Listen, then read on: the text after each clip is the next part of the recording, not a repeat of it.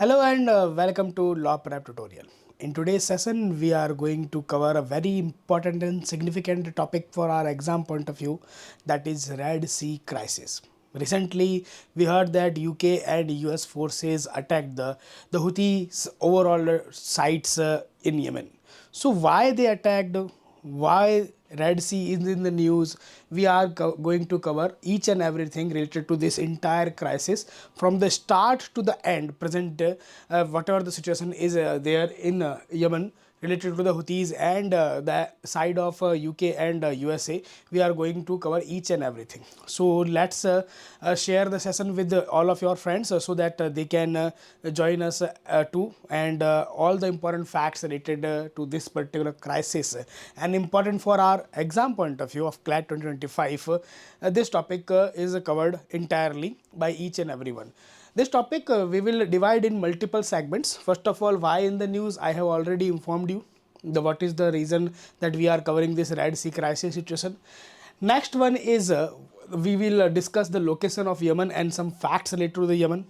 Then who are Houthis? Because in the Red Sea crisis, what the situation we are seeing in the Red Sea is because of Houthis only. So we'll discuss who are Houthis all. And when we discuss Houthis, these important thing will be for our exam point of view, important for our exam point of view, and we will cover these point also, that Houthi movement and then conversion as an opposition movement in Yemen, and later on what is Houthi insurgency. We will discuss each and every particular thing in the first phase of our discussion. Then we will discuss the location Red Sea also, because this crisis is in the Red Sea. So we will cover some facts related to the Red Sea. Along with that, why are Houthis attacking a ship in the ships in the Red Sea? This discussion will this point will be covered. Along with that, voting in the UNSC, and then after the voting, US-led attack, which we have just seen at the start of our session. This news, what is the reason of it, then what is the implication of this kind of Yemen Houthi conflict, and some extra fact also related to this Red Sea crisis, one-liner facts which will be a part of your exams question if examiner is going to ask us this particular topic, and whatever kind of facts or concepts are there, we will discuss each and every particular thing in this session. So let's start with the location of Yemen and important facts related to the Yemen. If we talk about Yemen, then Yemen is in south of north of Africa, or we can say that West Asian country.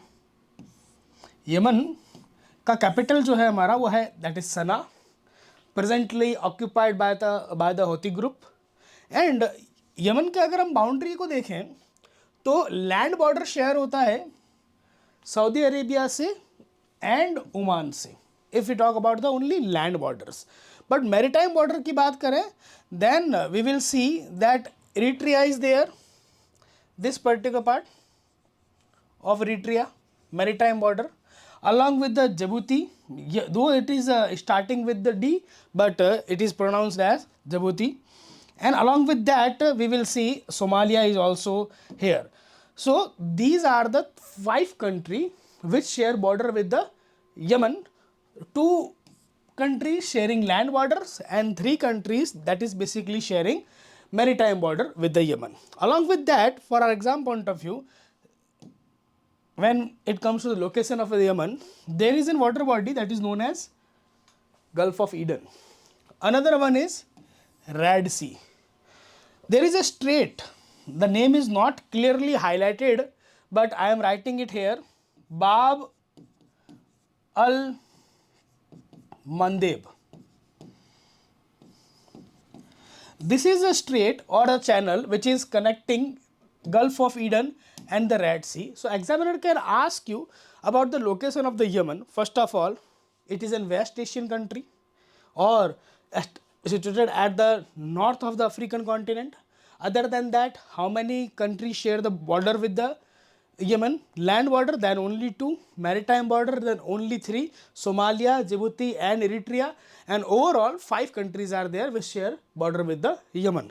Along with that, this kind of question will be there also, the strait or the name of the channel which is connecting the Gulf of Eden and Red Sea, that is Bab al Mandeb. I think it is absolutely clear to all of you. Now let's come to the next part of our discussion related to the Yemen, that is very significant for our exam point of view, and the persons we are going to see in this particular part are important. So in that situation, what you have to do, you just have to remember the names of persons, because in our story they will play important role. ये point हमने already cover up कर लिया है. Capital हमारा Sanaa है, okay, and West Asian country है. Border किसके साथ शेयर होता है ये माइंड मैप में आपको regarding the Republic of Yemen ये आपको मिल जाएगा. एक्स्ट्रा फैक्ट्स की बात करें, कुछ और पॉइंट अगर इसमें आ सकता है, तो Yemen is basically second largest Arab sovereign state. It means ये हमारा एरिया वाइज बात करें तो सेकेंड लार्जेस्ट हमारा अरेबियन पेनिनसुला के अंदर एक कंट्री है जो कि अरब सोवराइन स्टेट है. एंड फर्स्ट कौन है, देन सऊदी अरेबिया रहेगा. अब नेक्स्ट पार्ट आता है हमारा स्टोरी में कुछ important part, that is present president. कौन है, राशिद अल अलीमी. ये जो पर्सन यहाँ पर आपको विजिबल है ये है राशिद अल अलीमी. फर्स्ट प्रेसिडेंट स्टोरी का मेन कैरेक्टर हमारा वो है अली अब्दुल्ला साले. ये फर्स्ट प्रेसिडेंट ऑफ यमन भी रहे हैं. एंड देन इनके रिमूवल के बाद स्टोरी में एक और कैरेक्टर आएगा, that is second president of Yemen, Abdrabbuh Mansur Hadi. ये नेम आपको याद रखना है, और ये हमारे प्रेजेंट में प्रेसिडेंट है जो कि थर्ड प्रेसिडेंट है. अब Ali Abdullah Saleh first president of Yemen, then Abdrabbuh Mansur Hadi second president of the Yemen which simply succeed him, and then the present president, the third president, that is Rashad Al Alimi. अब इसी story में जो next particular part आता है हमारा वो रहेगा regarding the Red Sea. Important point, ताकि लोकेशन हमको क्लियर रहे तो स्टोरी को समझना आसान रहेगा कि आखिर जो कुछ भी हो रहा है वो हमारा क्यों हो रहा है और what is the purpose behind it. Red Sea की लोकेशन भी हम थोड़ा देख लेंगे, और रेड सी को रेड सी क्यों कहते हैं ये भी रीज़न हमको पता होना चाहिए. तो this water body is known as Red Sea. अभी हमने स्टार्टिंग में मैप में भी देखा था. अगर एग्जामिनर हमसे रेड सी के रिगार्डिंग में क्वेश्चन फ्रेम करेगा तो फर्स्ट क्वेश्चन रहेगा कि रेड सी कितनी पर्टिकुलर कंट्रीज़ के साथ में अपना बॉर्डर शेयर करता है. ये पर्टिकुलर क्वेश्चन भी एग्जामिनर हमसे पूछ सकता है. तो हमारा एग्जाम पॉइंट ऑफ व्यू से ये भी क्या रहेगा, एक जरूरी पर्टिकुलर क्वेश्चन रहेगा, इंपॉर्टेंट पर्टिकुलर पार्ट रहेगा. तो Egypt, Saudi Arabia, Sudan, Eritrea, then यहाँ पर एक छोटा सा पर्टिकुलर पार्ट हमारा जिबूती एंड यमन. ये ओवरऑल कंट्रीज़ है हमारी जो कि जिसके साथ में रेड सी बॉर्डर हमारा ऑक्यूपाई करेगा, बॉर्डर हमारा शेयर करेगा. यहाँ नीचे आपको सोमालिया मार्क नहीं करना है, गल्फ ऑफ ईडन के साथ में मार्क करता है, ये एक सेपरेट वाटर बॉडी है. सिमिलरली यहाँ पर आपको एक वेस्टर्न आर्म नजर आएगी, गल्फ ऑफ सुएज, वो भी इसके साथ काउंट नहीं होगी, एंड गल्फ ऑफ अकावा भी काउंट नहीं होगा. कई बार क्या होता है कुछ बुक्स में और कुछ सोर्सेज में जॉर्डन को भी काउंट कर लेते हैं कि जॉर्डन भी हमारा बाउंड्री टच करता है रेड सी के साथ में. जॉर्डन बाउंड्री टच नहीं करता है. ये हमारा जोग्राफिकल लोकेशन है रेड सी का, और इस लोकेशन को देख के हम क्लियरली एक चीज़ अंडरस्टैंड कर सकते हैं कि वन ऑफ द सलाइनेस्ट हमारा सी होगा, या one of the most saline हमारा सी होगा. वाई, बिकॉज कोई इनलेट नहीं है, कोई टाइप ऑफ रिवर आकर के या कैनाल आकर के इसके अंदर हमारा नहीं जो है पार्ट इसका अंदर कन्फ्लुएंस हो रहा है.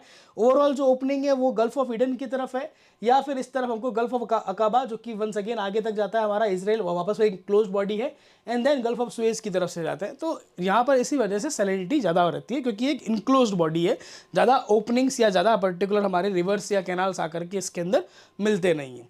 ओके, नेक्स्ट पार्ट आता है कि रेड सी को रेड सी क्यों कहते हैं. आपको इमेज में विजिबल होगा कि ओवरऑल वाटर रेड नहीं है इसका. वाटर तो वही हमारा जो नॉर्मल कलर हमको देखने को मिलता है एग्जैक्टली वही है, but sometimes due to some phenomena हम यहाँ देखते हैं कि कभी कभी इसका वाटर में आपको रेडिश ब्राउन कलर नजर आएगा. It is because of cyanobacteria.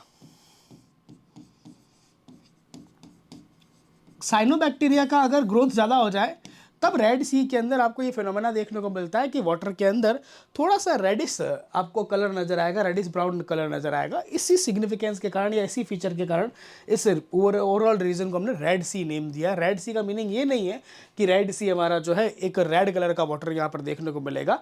Summers के अंदर कई बार साइनोबैक्टीरिया की ग्रोथ बहुत ज़्यादा हो जाती है और उसी सिचुएशन के केस के अंदर आपको ये थोड़ा थोड़ा रेडिश पार्ट नजर आएगा वाटर के अंदर। इसी वजह से इसका नेम भी क्या है हमारा रेड सी है, ये आपको याद रखना है। रेड सी के रिगार्डिंग जो इंपॉर्टेंट फैक्ट्स हैं हमारे एग्जाम पर्पज से अगर हम देखें तो वो ऑलरेडी मैंने यहाँ हाईलाइट कर दिए हैं। जैसे ये कहाँ एग्जिस्ट करता है, मोस्ट लाइन बॉडी है, कौन कौन सी कंट्रीज इसके साथ में हमारा बॉर्डर्स ओवरऑल जो है वो शेयर करती है, ताकि एग्जामिनर अगर क्वेश्चन फ्रेम करे तो एक एक पॉइंट आपको अच्छे से कवर अप हो सके। नेक्स्ट पार्ट इसी के साथ जो हमारा एग्जाम के लिए इंपॉर्टेंट रहेगा कि हौतीज़ ने अगर अटैक किया तो वो रेड सी के अंदर अटैक क्यों कर रहे हैं और इसमें क्या उनको मिलने वाला रेड सी पे अटैक करने में। तो रेड सी का सिग्निफिकेंस से ये पार्ट हमारा एब्सोल्युटली क्लियर होगा कि क्या मिलने वाला है। अगर हम वर्ल्ड ट्रेड की बात करें तो ओवरऑल 12% वर्ल्ड का ट्रेड इसी रूट से होता है। हमारा Suez Canal, Red Sea, then हमारा Bab al Mandeb and overall Gulf of Aden, यानी कि एशिया से यूरोप जाना है वाया अफ्रीका। तो जो वर्ल्ड में शॉर्टेस्ट रूट है हमारा वो यही है। इसी वजह से 12% ऑफ टोटल ट्रेड इस रूट से होता है, जिसका वैल्यू आपको याद करने की रिक्वायरमेंट नहीं है। सिमिलरली जितने ऑयल शिपमेंट्स आते हैं अराउंड द ग्लोब 8% यहीं से पास होते हैं और ये वर्ल्ड का बिजिएस्ट शिपिंग लेन है। मीन्स मल्टीपल शिप्स यहाँ से डेली बेसिस पे जाते हैं। कितने? 50 वेसल एवरेज, ऑन एवरेज बात करें हमारा 50 वेसल ऑन एवरेज, यानी कि ओवरऑल इंटायर ईयर का 20,000 के नियर हमारा वेसल्स यहाँ से पास होंगे, different depending on the goods, और हमारा ऑयल के कंटेनर्स भी हो सकते हैं। इसी कैरेक्टरिस्टिक की वजह से ये वर्ल्ड का बिजिएस्ट शिपिंग लेन है। ओवरऑल जितना भी वर्ल्ड का ट्रेड होता है उसका एक बहुत significant portion is passing through the Red Sea. इस सिचुएशन के अंदर अगर आप रेड सी को ब्लॉक कर देते हो तो इसका इंपैक्ट ओनली यमन पर नहीं आएगा, इजराइल पर नहीं आएगा, इंटायर ग्लोब पर आएगा। और यही वो रीज़न है कि इन्होंने क्या किया, हमारा रेड सी के ऊपर ही अटैक किया है, यानी उस रीजन के अंदर ये क्राइसिस हमारा क्रिएट किया है। रेड सी हमारा रेड क्यू है, जो हमने अभी अंडरस्टैंड किया था वो पार्ट भी मैंने मेंशन कर दिया है ताकि आप अच्छे से चीज़ों को नोट डाउन कर सको। नाउ स्टोरी में जाते हैं इसी की नेक्स्ट पर्टिकुलर पार्ट पर कि सर अगर ये ब्लॉकेज कर दिया है तो अब हमारे पास क्या ऑप्शन अवेलेबल है अगर वर्ल्ड के अंदर हम जा करके और हमारा एग्जैक्टली ट्रेड करना चाहते हैं। तो प्रेजेंट रूट आपको यहाँ रेड लाइन से मार्क हो रहा दिखाई देगा, ये प्रेजेंट रूट है। आप इंडिया से स्टार्ट हुए या तो जवाहरलाल नेहरू पोर्ट से या फिर हमारा जो गुजरात के अंदर पोर्ट है वहाँ से स्टार्ट हुए, देन आपने ये पर्टिकुलर रूट लिया वही रेड सी वाला, और यहाँ से आप ओवरऑल यूरोप को, मेडिटेरियन सी को कवर अप करते हो and then rest of the world तक भी आप इजीली जा सकते हो। अगर ये चीज़ फॉलो नहीं होती है, जैसे जो कि अभी नहीं हो पा रही है हमारा बिकॉज ऑफ हुतीज़ अटैक, हमको जो ऑप्शन अवेलेबल है अब वो है कैप ऑफ हॉर्न से होकर के गुजरना है, कैप ऑफ गुड होप से होकर गुजरना। यहाँ से अगर जाएंगे तो ये हमारा ट्रैवल टाइम को भी इंक्रीज करेगा और हमारे ओवरऑल पार्ट को या एक्सपेंडिचर को भी इंक्रीज कर देगा। कितना कि सर जो फ्रेट है हमारे ओवरऑल वो 30% इंक्रीज हो जाएंगे। रेट्स की बात करें तो ओवरऑल एवरेज आपका 2 वीक इंक्रीज हो जाएगा, यानी कि जो पर्टिकुलर प्रोडक्ट आपका 10 डेज में पहुंच जाता वो अराउंड हमारा 22 टू 24 डेज लेगा अगर हम इस कैप ऑफ गुड होप वाले पर्टिकुलर रूट को यूज़ करें, यानी अल्टरनेटिव को यूज़ करें। और इंडिया प्रेजेंटली अपने ओवरऑल ट्रेड का, एक्सपोर्ट्स या इम्पोर्ट्स का 20% जो है हमारा एक्सपोर्ट यहीं से करता है, इसी पर्टिकुलर रूट से, जो कि Red Sea through the Suez Canal जाती है। इस वजह से जो रिस्क है वो भी ज़्यादा है और क्राइसिस ये इसीलिए भी है क्योंकि अगर इतना लंबा पर्टिकुलर ट्रेड रूट हमारा, अब अगर इसको काउंटर करके यहाँ से होकर के निकले तो कॉस्ट इंक्रीज हो रही है। और अगर ये नहीं हुआ पॉसिबल, हम तो यहीं से लेंगे इसी पर्टिकुलर रूट से, तो इंश्योरेंस के प्रीमियम्स जो है वो रेट बढ़ जाएगी। तो दोनों साइड के अंदर हमारे वर्ल्ड के लिए एक थ्रेट है। इस वजह से इसको रेड सी क्राइसिस भी कह रहे हैं और initial stages of the third world war भी कह रहे हैं कि ये इनिशियल स्टेजेस है। आने वाले टाइम पीरियड के अंदर हम इसी तरह का पर्टिकुलर हमारा ग्लोबल लेवल पर थिंग्स को होते देखेंगे, चाहे वो रशिया यूक्रेन वाला पार्ट हो, चाहे ये क्राइसिस हो हमारा हमास इजराइल वाला पार्ट हो। कुछ टाइम पीरियड के अंदर हमको हो सकता है कि चाइना एंड ताइवान के बिटवीन हमको इश्यूज देखने को मिले।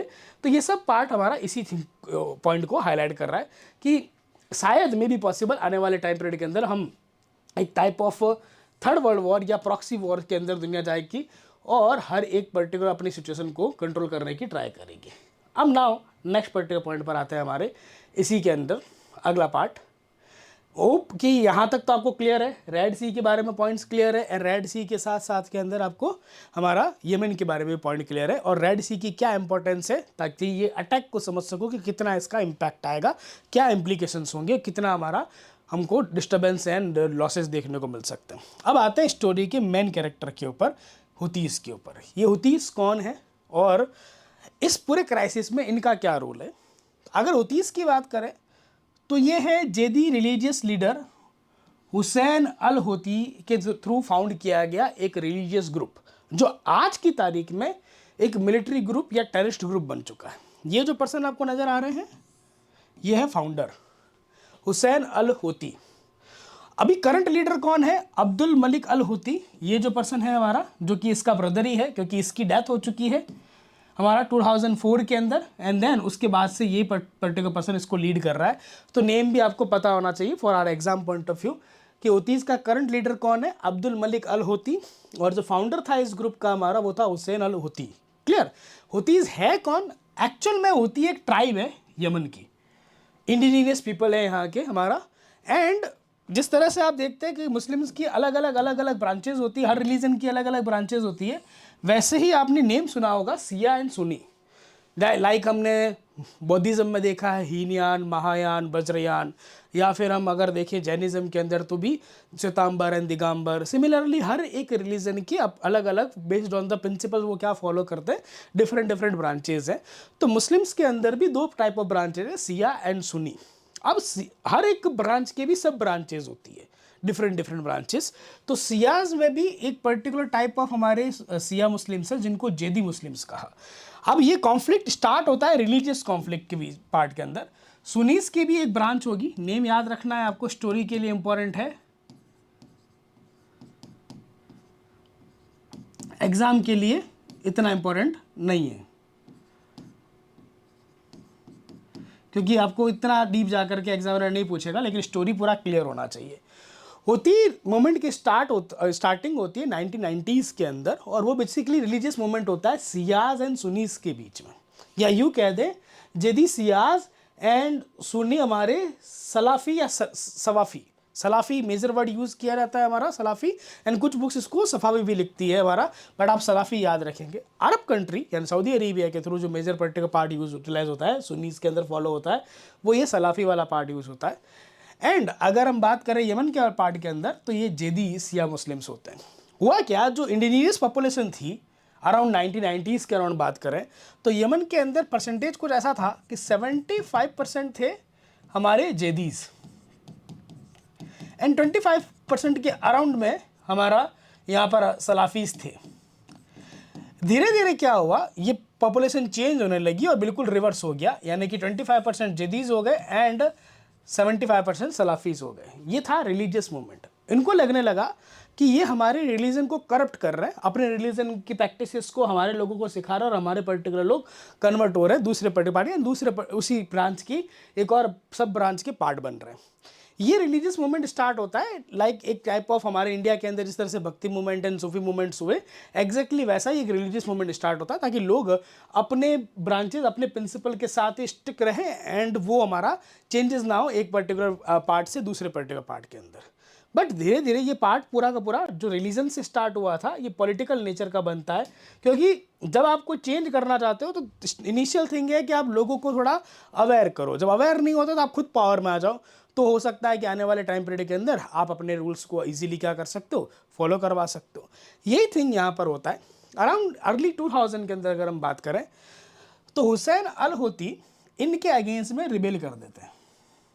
ये कौन, हमारे कैरेक्टर का फर्स्ट हमारे जो प्रेसिडेंट थे यमन के, इनके अगेंस्ट रिबेल कर देते हैं। क्यों कर देते हैं, क्या रीज़न रहता है?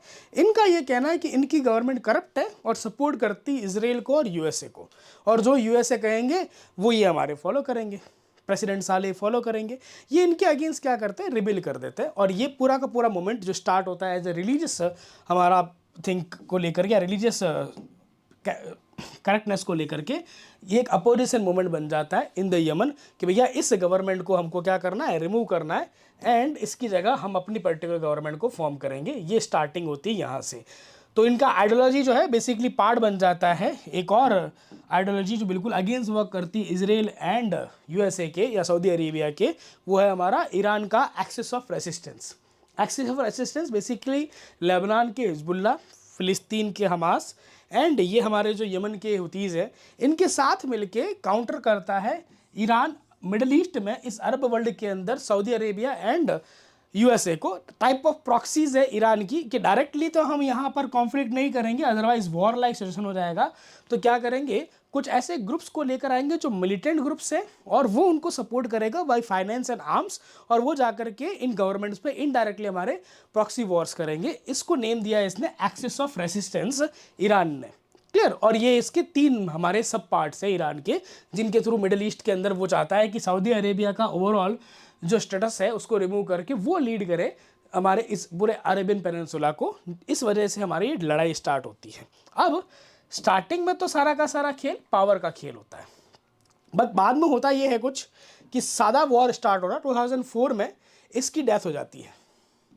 यमन जो गवर्नमेंट की मिलिट्री है हमारा, वो वॉर के अंदर इसकी डेथ हो जाती है और 2004 के अंदर ये पर्टिकुलर एक पर्सन हमारा लीडर बन जाता है, जो कि उनका ब्रदर ही होता है, और अब ये इसको लीड कर रहा है। ये सिचुएशंस आपको अच्छे से क्लियर होनी चाहिए। ये पार्ट्स हमारा माइंड में आप एक बार थोड़ा जूम कर देता हूँ ताकि आपको थिंग्स अच्छे से क्लियर भी रहे और आप पॉइंट्स अगर नोट डाउन कर रहे हैं तो अच्छे से नोट डाउन भी कर सके। यहीं से जब इसकी डेथ होती है फाउंडर की, तो उस सिचुएशन के अंदर हम यहाँ देखते हैं कि हुतीज़ की इंसर्जेंसी स्टार्ट होती है। इसके डिफरेंट सेगमेंट में मैंने इसको डिवाइड कर दिया है। सबसे पहला सादा वॉर, सादे वॉर नहीं है, सादा वॉर है, ई की जगह ए आएगा। ये 2004 से हमारा 2010 तक रन करता है कंटिन्यूसली, जब इसके जो फाउंडर है हमारे हुसैन अल हूथी, इनकी डेथ हो जाती है। जैसे ही डेथ होती है तो पावर में चेंजेस आता है और धीरे धीरे अरब कंट्रीज़ के अंदर अरब स्प्रिंग स्टार्ट होता है। अरब स्प्रिंग क्या है? बेसिकली एक टाइप ऑफ मूवमेंट है against the governments. Multiple Arab countries के अंदर हमने देखा कि एक टाइम पीरियड के अंदर अर्ली 2010 के अंदर अगर बात करें हमारा, तो अलग अलग रूल्स वर्क कर रहे थे जो कि नंबर ऑफ ईयर से कंटिन्यूसली चल रहे विदाउट डेमोक्रेसी। मीन्स डिक्टेटरशिप चल रही है, एक particular type of military leader या एक फैमिली ही कंटिन्यूसली रूल कर रही है। तो वहाँ की पॉपुलेशन ने अगेंस्ट दीज लीडर्स रिवोल्ट कर दिया, और क्योंकि एक कंट्री में नहीं हुआ, इंटायर अरब में अलग अलग कंट्रीज़ के अंदर हुआ, तो अरब इसको कहते हैं अरब स्प्रिंग। तो 2011 के अंदर जब अरब स्प्रिंग स्टार्ट होता है, वहाँ से गेन मिलता है हुती मूवमेंट को, या हमारा हुतीज़ थोड़ा ज़्यादा हमारा इफेक्टिव होता है। क्यों? क्योंकि अरब स्प्रिंग के अंदर यमन भी एक पर्टिकुलर पार्ट है जहाँ पर हमारे प्रेसिडेंट साले 28 ईयर से रूल कर रहे थे कंटिन्यूसली, और वो चाह रहे थे कि नेक्स्ट टर्म के अंदर मैं कंटिन्यू बना लो, वो कॉन्स्टिट्यूशन में चेंज करना चाहते थे। तो इस वजह से उनको तो रिमूव कर दिया गया अरब स्प्रिंग के अंदर, और वहाँ से हादी की एंट्री होती है, यानी कि हमारी स्टोरी में जो सेकंड प्रेसिडेंट थे उनकी एंट्री होती है, और बाद में हुतीज़ का इन्फ्लुएंस ओवरऑल यमन के अंदर बढ़ने लग जाता है, इंक्रीज होने लगता है, और वो कैपिटल सना को 2014 में कैप्चर कर लेते हैं आफ्टर हमारा साले के रिज़ाइन के। साले जब रिज़ाइन करते हैं तो वो हमारा कैप्चर कर लेते हैं, और बाद में वो सिविल वॉर स्टार्ट होता है between the Houthi group and Yemen government. Around 4 lakh person इस सिविल वॉर के अंदर हमारा डेथ हो जाती है। अब हुआ क्या, धीरे धीरे इनका वर्चस्व यानी कि हुतीज़ का जो इन्फ्लुएंस है वो बढ़ने लगा। तो इंटायर रेड सी, बाब अल मंडेल, इन पूरे रीजन के अंदर, गल्फ ऑफ ईडन के अंदर हमारे हुतीज़ जो है अपने इन्फ्लुएंस को इंक्रीज़ करने लगे। तो इसको काउंटर करने के लिए जो नेक्स्ट पर्टिकुलर पार्ट हमारा इनिशिएटिव था वो था Saudis intervene in the Yemen's affair. क्या किया, हादी जो है बेसिकली सऊदी अरेबिया के ही थ्रू पुट किए गए लीडर माने जाते हैं कि साले को तो आपने अलाउ नहीं किया क्योंकि वहाँ पर अरब स्प्रिंग हमको देखने को मिल रहा था, और उस सिचुएशन के अंदर उन्होंने प्रेशर में आकर के रिज़ाइन दे दिया। बट जो नेक्स्ट प्रेसिडेंट आए हादी, वो एक्चुअल में सऊदी अरेबिया के ही पपेट थे एक टाइप के। जैसे कि अभी रिसेंटली हम कहते हैं कि मोइज़ू जो है हमारे, वो ज़्यादा फेवर में रहते हैं किसके, चाइना के, तो ये भी प्रो हमारे सऊदी थे। तो जब इस तरह का हमारा कूप हुआ एक टाइप ऑफ छोटे से पार्ट के अंदर हमारे कि मिलिट्री हुतीज़ के अंडर सना कैपिटल आ जाती है हमारी, तो यहाँ पर सऊदी गवर्नमेंट क्या करती है, एक पर्टिकुलर हमारा इंटरवेंशन, एक कॉलिजन लेकर आती है और मिलिट्री अटैक करती है। मिलिट्री इंटरवेंशन होता है जिसके थ्रू गवर्नमेंट को क्या कर सके, वापस से रीइस्टैब्लिश कर सके यमन के अंदर, कैपिटल को फ्री करवा सके और हुतीज़ को हम वहाँ से रिमूव कर सके। ऐसा मिलिट्री हमारा स्टार्ट होता है, और ये आज तक चल रहा है। आज भी अगर हम बात करें तो यमन का जो most of the particular part है जो रेड सी के साथ में या फिर गल्फ ऑफ ईडन या फिर हमारा बाब अल मंदिल के एरिया में आता है, वो सना कैपिटल के साथ साथ में हुतीज़ के अंदर भी है। और बाकी जो रिमेनिंग पर्टिकुलर पार्ट है हमारा वो यमन गवर्नमेंट के अंडर है। आज ये सिचुएशन कंटिन्यूसली चल रही है और जो प्रेजेंट प्रेसिडेंट है वो भी प्रो सऊदी वाले पार्ट नजर आते हैं। क्लियर? तो ये तो सिचुएशन था कहानी का स्टार्टिंग पर्टिकुलर पार्ट कि स्टोरी में ओवरऑल किसका क्या रोल हमको देखने को मिलता है। यहाँ तक को किसी भी कोई पॉइंट में डाउट हो तो प्लीज़ आप कमेंट सेक्शन में ड्रॉप कर देना, ताकि एक एक पॉइंट आपका क्या रहे अच्छे से क्लियर रहे और थिंग्स अंडरस्टैंड करने में आपको ज़्यादा प्रॉब्लम नहीं आए। अब आगे चलते हैं, नेक्स्ट पर्टिकुलर पार्ट की बात करेंगे कि सर आखिर इस पूरी स्टोरी में अभी क्या हुआ जिस वजह से ये रेड सी का क्राइसिस हमको कंटिन्यूसली रन होता हुआ दिखाई दे रहा है। क्योंकि स्टोरी में जो पॉइंट्स हमने अभी कवर अप किए उसमें कहीं ये पर्टिकुलर पार्ट नहीं था कि प्रेजेंट में जो हो रहा है वो ये पॉइंट्स कोई रीज़न हो सकते हैं हमारे। तो प्रेजेंट का जो पर्टिकुलर पार्ट है वो है हमास इजराइल का वॉर। 6 अक्टूबर को जब हमास अटैक करता है इजराइल के अंदर, तो वापस 7 अक्टूबर को हम देखते हैं कि रेस्पॉन्स आता है इजराइल गवर्नमेंट की तरफ से। वो रेस्पॉन्स जब आता है 7 अक्टूबर को, तो ये हुतीस डिक्लेयर कर देते हैं कि वी विल सपोर्ट हमास, और कोई भी पर्टिकुलर शिप जो इजराइल से निकलेगा या इजराइल की तरफ आएगा हम उसको अटैक करेंगे। ये काइंड ऑफ सपोर्ट था जो कि हुतीस ने अनाउंस किया था फॉर द हमास, फिलिस्तीन कॉज के लिए वो हमास का साथ देंगे, ऐसा उन्होंने हमारा अनाउंस किया। और उस सिचुएशन को देखते हुए उन्होंने बहुत मल्टीपल अटैक्स भी किए। लाइक सबसे मेजर अटैक जो हुआ था वो वेसल एक गैलेक्सी लीडर है जिसको उन्होंने हाईजैक कर लिया था हेलीकॉप्टर के थ्रू। ये जो हुतीस के सोल्जर्स है वो उसके ऊपर लैंड होते हैं एंड देन पूरे के पूरे हमारे शिप को हाईजैक करके अपने साथ अपने एरिया में लेकर चले जाते हैं। तब से ये न्यूज़ में आता है कि रेड सी क्राइसिस स्टार्ट हुआ है।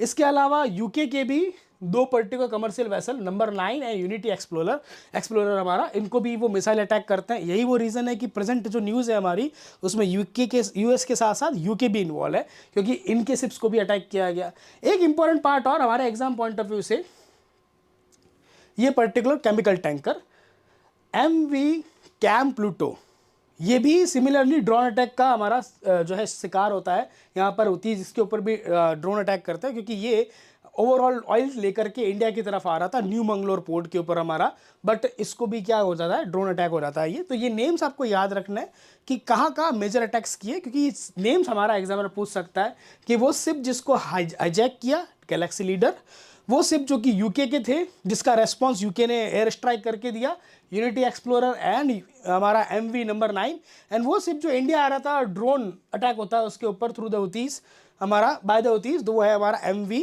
कैम प्लूटो जो कि इंडिया के अंदर न्यू मंगलोर पर आ रहा था। ये पॉइंट्स आपको याद रखना इंपॉर्टेंट पार्ट है। अब ऐसे मल्टीपल बहुत सारे अटैक्स हुए, कोई ऐसा नहीं है कि ये ओनली 3 अटैक्स ही हुए, हमारे मल्टीपल अटैक्स हुए, अराउंड मोर देन 2 डजन हमको स्ट्राइक देखने को मिलते हैं। तो UN ने क्या किया रिसेंटली लास्ट वीक में हमारा, इसको कंडेम करने के लिए वोटिंग प्रोसेस स्टार्ट किया UN ने कि भाई कौन कौन मानता है कि हुतीस जो कर रहे हैं वो बिल्कुल सही नहीं है हमारा।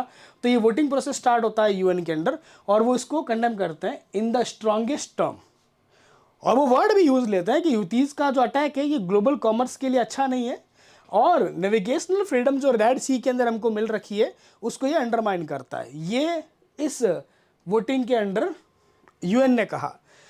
बस इसी को पॉइंट मानते हुए यहाँ एक्शन का रिएक्शन हुआ कि सर UN ने वोट कहा कि हम इसको स्ट्रॉन्गेस्ट टर्म के अंदर कंडेम करेंगे हुतीस के इन एक्ट को जो उन्होंने यहाँ पर हमारा किया।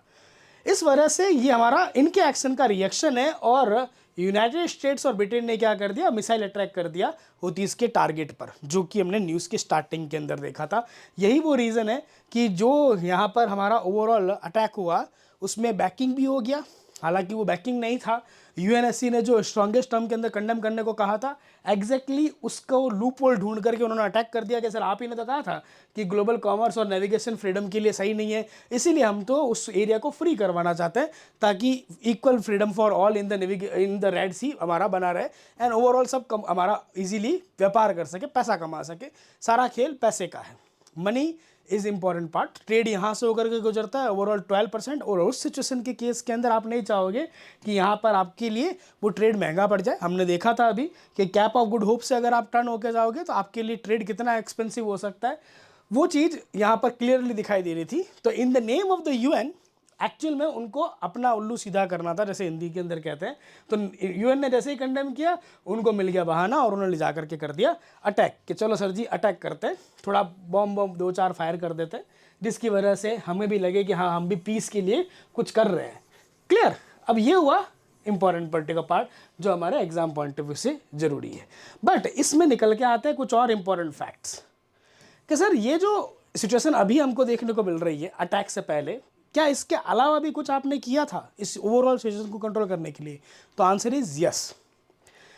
जब फर्स्ट अटैक हुआ था यूके के शिप्स के ऊपर, तो यूएस लेड एक कॉलिजन बना था, नेम याद रखना आपको, ऑपरेशन प्रॉस्पेरिटी गार्जियन। बेसिकली क्या है ये? एक नेवल टास्क फोर्स है जिसके अंदर मल्टीपल नेशंस हमारा पार्ट है। कितने नेशंस पार्ट है? ओवरऑल 10 नेशंस पार्ट है। USA, UK, Bahrain, very important particular country, Canada, France, Italy, Netherlands, Norway, Sicily and Spain. ये 10 कंट्रीज ने मिलकर के एक नेवल टास्क फोर्स बनाया इन द रेड सी, ताकि मैरीटाइम सिक्योरिटी को इंश्योर कर सके कि कल को अगर हाँ अब नेक्स्ट अटैक होगा तो ये पर्टिकुलर हमारी कंट्रीज के जो डिस्ट्रॉयर्स है, लाइक HMS डायमंड भेजा है ब्रिटेन ने, फ्रांस ने अपना डिस्ट्रॉयर भेजा है, 3 डिस्ट्रॉयर जो है यूएस के भी यहाँ पे एम्प्लॉयड है, ये उनको कवर करेंगे और कोई अटैक होता है तो वापस उसका रेस्पॉन्स देंगे। तो ये एक हमारा नेवल टास्क फोर्स है, नेम याद रखना है, ऑपरेशन प्रॉस्पेरिटी गार्जियन। क्लियर? किसके लिए लेकर आए? एम क्या है? To preserve freedom of navigation and freedom of shipping. वही जो अभी हमने डिस्कस किया था कि पैसे का खेल है भैया, but in the name of the UN हम कुछ भी कर सकते हैं, वो वाला पार्ट है। इसको कोऑर्डिनेट कौन करेगा? तो कंबाइंड मैरीटाइम फोर्स की एक टास्क फोर्स है 153। जैसे यूएन की अलग अलग टास्क फोर्स होती है, इस रीजन के लिए भी एक टास्क फोर्स है। जो बॉडी है उसका नाम है कंबाइंड मैरीटाइम फोर्स। 2011 में इस पर्टिकुलर फोर्स को हमने इनिशिएट किया था। ये भी आपको याद रखना है थोड़ा सा एग्जाम पॉइंट ऑफ व्यू से, कि ये जो रीजन है ना, इस रीजन के अंदर मल्टीपल आर्मी आउटफिट्स एग्जिस्ट करती है या नेवल टास्क फोर्स एग्जिस्ट करते हैं, ताकि पीस हमारा इंश्योर कर सके। ये आइडिया हमको जब आया तो हमने इसका नाम रखा कंबाइंड मैरीटाइम टास्क फोर्स। ये 2001 के अंदर इनिशिएट होता है, और प्रेजेंट वाला जो पार्ट है हमारा टास्क फोर्स 153 जिसके बारे में बात हम कर रहे हैं हमारा, ये 2011 के अंदर स्टार्टिंग इसकी होती है। यहाँ आप इजीली देख सकते हो, मेंशन है कि कौन सा पर्टिकुलर पार्ट किसके लिए असाइंड है। जैसे कि 150 वाला पार्ट जो है हमारा, वो gulf of Oman and Indian ocean के लिए है, पायरेसी को काउंटर करने के लिए। आपको ये सब याद नहीं करना है, हमारे लिए न्यूज़ में जो है हमारा बस ओनली यही पता होना चाहिए। Red Sea and Gulf of Aden के लिए टास्क फोर्स हमारा 153 इसके लिए एप्लीकेबल है। इसकी स्टार्टिंग हुई थी 2001 में, लेकिन जो प्रेजेंट वाला पार्ट है यानी कि जो हमारे लिए न्यूज़ में, वो 2011 में एस्टैब्लिश हुआ था। इसके अंदर कितने मेंबर है? तो ओवरऑल 39 मेंबर है। India is also one of the part of this combined maritime force CMF। Clear? ये चीज़ याद रखनी है। बट इंडिया जो है पार्ट नहीं है किस चीज़ का? इंडिया हमारा पार्ट नहीं है इस ऑपरेशन प्रॉस्पेरिटी गार्जियन का, ये भी याद रखना इंपॉर्टेंट पॉइंट है। और बहरीन को हमने क्यों कहा इंपॉर्टेंट है? बिकॉज मिडिल ईस्ट की ओनली ऐसी कंट्री जो कि इसका पार्ट है हमारा, वो बहरीन ही है। हालांकि इस रीजन में सऊदी अरेबिया भी आता है, इजिप्ट भी आता है, बट वो सब इसके पार्ट नहीं है। तो ओनली मिडिल ईस्ट कंट्री जो कि ऑपरेशन प्रॉस्पेरिटी गार्जियन का पार्ट है, examiner can ask you this particular question, तो बहरीन हमारा राइट आंसर रहेगा। क्लियर?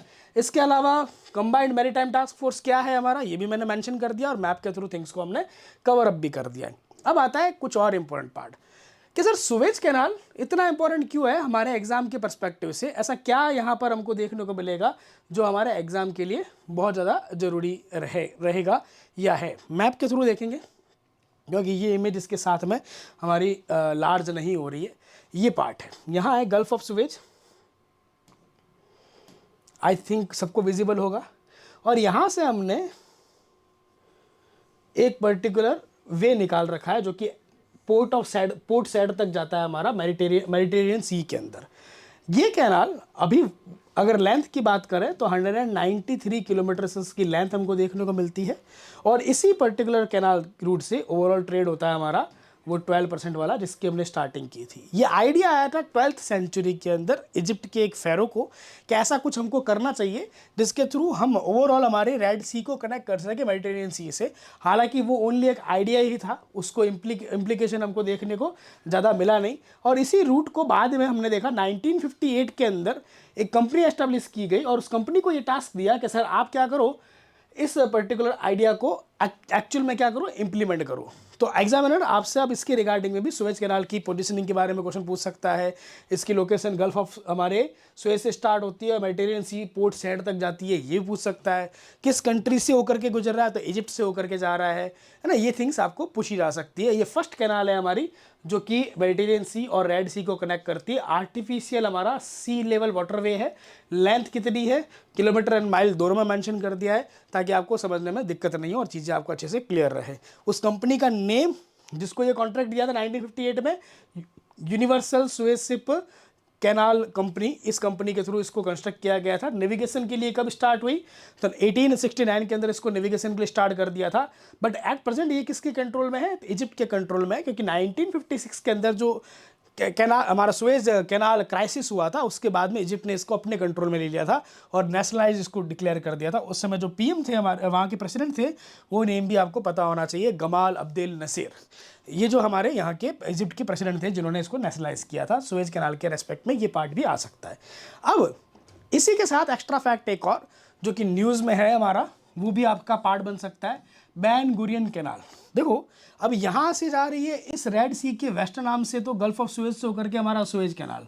बट अब जो सिचुएशन हमको देखने को मिल रही है और इजराइल हमास वॉर की बात करें तो इजिप्ट भी कोई सपोर्ट में है नहीं, तो दुनिया को एक आइडिया दिया इजराइल ने कि सर वेस्ट आर्म को छोड़ के ईस्टर्न आर्म को यूज़ करो, यानी कि गल्फ ऑफ अकाबा का यूज़ करो, और यहाँ से थ्रू द इजराइल जो कंट्रोल पार्ट है हमारा ओवरऑल, यहाँ से आप क्या करो, जो सदर्न हमारा पार्ट है, सदर्न ईस्टर्न पार्ट है मेडिटेरियन सी का, वहाँ तक एक कैनाल निकल जाओ। और नेम क्या रखा है इसको, बैन गुरियन कैनाल। ये आइडिया है हमारा 1960s के अंदर इसको प्रपोज किया था। ये पर्टिकुलर पर्सन है हमारे बैन गुरियन, इन्हीं के नेम के ऊपर इसको नाम रखा गया हमारा। ये one of the founder of Israel नाम का एक कंट्री होगा, ये आइडिया देने वाले पर्टिकुलर पर्सन थे हमारे, इनके नेम पर ये आइडिया रखा है। अगर ये फुलफिल होती है यानी ये कैनाल बनती है तो इसकी लेंथ तो है 193 किलोमीटर। ये हमारा जब कंप्लीट होगी तो ये 193 प्लस 100 यानी कि 293 किलोमीटर की होगी। अब तक की सबसे लंबी हमारी कैनाल होगी अगर ये बनती है तो। बनी नहीं है बट बनती है तो थ्रू द इजराइल ये जाएगी। तो ये पॉइंट्स आपको पता होना चाहिए। तो ये है हमारा रेड सी क्राइसिस। यमन क्या है, रेड सी कहाँ एग्जिस्ट करता है, हुतीस कौन है, रिबेल स्टार्ट कैसे होता है, पावर का खेल किस तरह से हमारा आज ग्लोबल इकोनॉमी को हमारा इफेक्ट कर रहा है, ये थिंग्स हमको क्लियर होनी चाहिए। और बाकी एक्स्ट्रा शॉर्ट्स के अंदर ऑपरेशन प्रॉस्पेरिटी गार्जियंस क्या है, Suez canal and project ban Gurion, ये आपको पता होना चाहिए। और ये माइंड मैप आपको शेयर कर दिया जाएगा टेलीग्राम चैनल पर, लिंक डिस्क्रिप्शन के अंदर अवेलेबल है और साथ ही साथ के अंदर कमेंट सेक्शन के अंदर भी अवेलेबल रहेगा। कोई भी डाउट हो, कोई क्वेरी हो तो आप कमेंट सेक्शन में ड्रॉप कर सकते हैं। We will meet in the next section and discuss करेंगे कुछ और इंपॉर्टेंट पर्टिकुलर इसी तरह से न्यूज़ को जो हमारा एग्जाम पॉइंट ऑफ व्यू से इंपॉर्टेंट है और एक डिटेल डिस्कशन की रिक्वायरमेंट रखती है। Thank you very much, have a nice day. Ram Ram, दुआ सलाम, जय हिंद, जय भारत।